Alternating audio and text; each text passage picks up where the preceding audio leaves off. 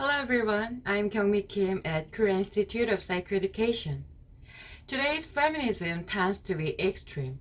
Whereas early feminism cried out, women are capable of taking responsibility, so give them the rights they deserve. It has been distorted into, women are not responsible for anything, just recognize our rights already. The idea that women can take responsibility is actually the male chauvinistic view of early feminism. The current distortion of feminism is the result of the resentment bubbling up like pus. In other words, distorted feminism comes from women's wounds, and by pouring all of life's wounds into feminism, distorted feminism has ended up with a group of wounds that are nothing like the original feminism.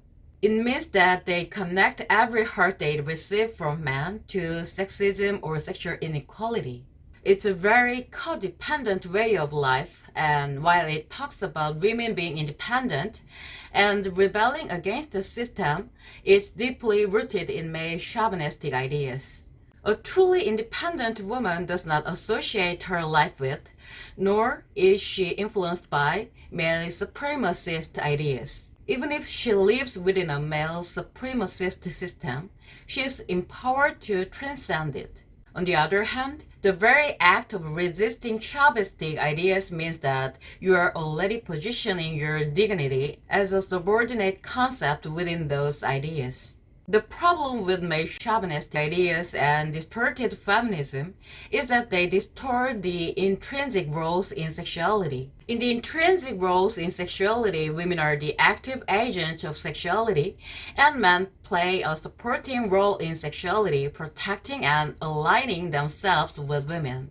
Humans activate their sexuality to create passion and happiness in their hearts, and while women are capable of generating inexhaustible zest energy on their own, men are only capable of generating limited and weak zest energy. So men can only create greater passion and happiness by being fed with the zest energy that women generate. In the essential gender role, men keep women safe and secure and cater everything to her so that she can generate zest energy to her heart's content. In distorted gender roles, men become the main agent of sexuality themselves and focus on exploiting women's sexual energy, not protecting and supporting women. This is the result of distorted gender roles and the root of male chauvinism. In the past, this exploitation of women's sexual energy was supported by a social system that ignored women's potential and kept them in the home and denied their rights.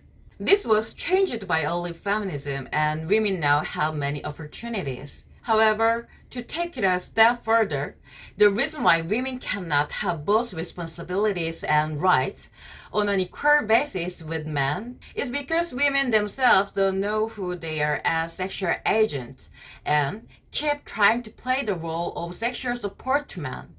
This is no longer an issue of ideas like male chauvinism or feminism, but of distorted gender roles. Women who become true sexual agents and generate and supply their own zest energy in all situations and circumstances will naturally be protected and supported by men. This is because instinctively men need women's zest energy to create passion and happiness. Women need to be self-aware and unwavering in their sexuality so that men who try to discriminate or exploit them will be culled from the group by men who want to protect them. No matter how powerful a woman is as a generator of zest energy, if she doesn't recognize herself as the main agent in sexuality, her zest energy will only be exploited by men. From the perspective of a man living with distorted gender roles, a woman needs to be rocked up for a specific reason and made to provide sexual energy only to him. This is because if she were to provide sexual energy to other men, he would find himself outcompeted by men who are more passionate than him. The current distorted version of feminism is a strong argument for women to be recognized as objects of sexual exploitation. No one can understand true feminism if they exclude the idea of intrinsic roles in sexuality. Men and women who live in accordance with their intrinsic gender roles live in a world that transcends male chauvinism and feminism. It's a world where women as well as men enjoy the most powerful passion, happiness, and pleasure.